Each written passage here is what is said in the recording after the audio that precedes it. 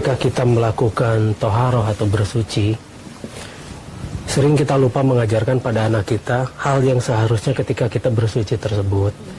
Ketika kita mensucikan tangan kita, ketika kita mengusap tangan kita dengan air, baik dengan debu, ataupun dengan air hujan dan sebagainya.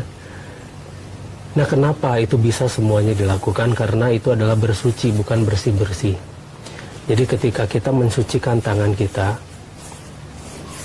ajarkan pada anak kita itu berikrar pada Allah Subhanahu wa Ta'ala bahwa kita akan mensucikan tangan ini,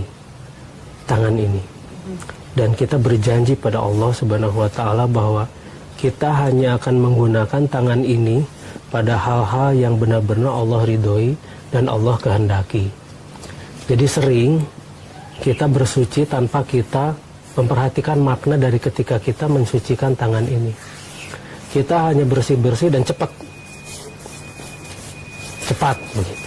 Prosesnya sangat cepat. Nah, padahal makna dari toharohnya itulah yang harus kita berikan pada anak-anak kita.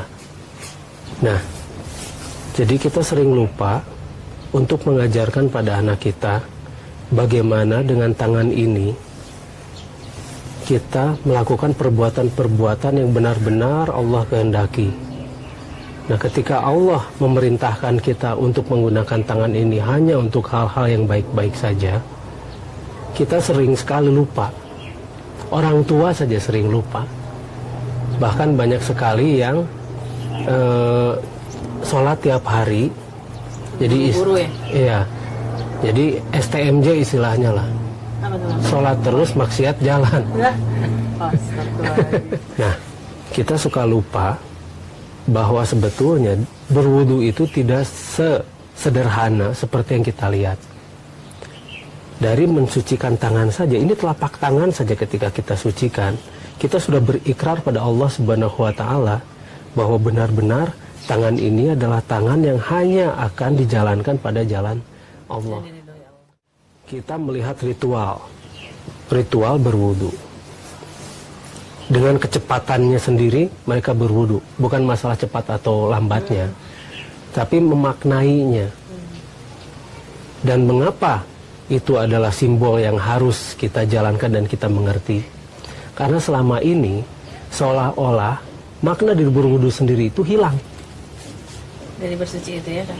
Iya, makna dari berwudu itu hilang, atau toharohnya itu hilang, atau bersucinya itu hilang. Selama ini akhirnya mereka semua cuma tinggal bersih-bersih saja. Bersih-bersih saja. Dan kemudian mereka masih tetap mengambil sesuatu yang bukan haknya.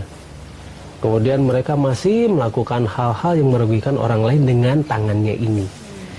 Mereka mencatat segala sesuatu yang bersifat aib-aib pada orang lain.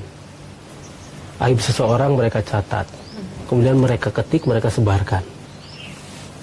Itu baru dari tangan aja Mbak ceritanya. Baru tangan. Nah, sekarang untuk sementara kita membahas tangan dulu. Besok kita lanjutkan membahas mulut.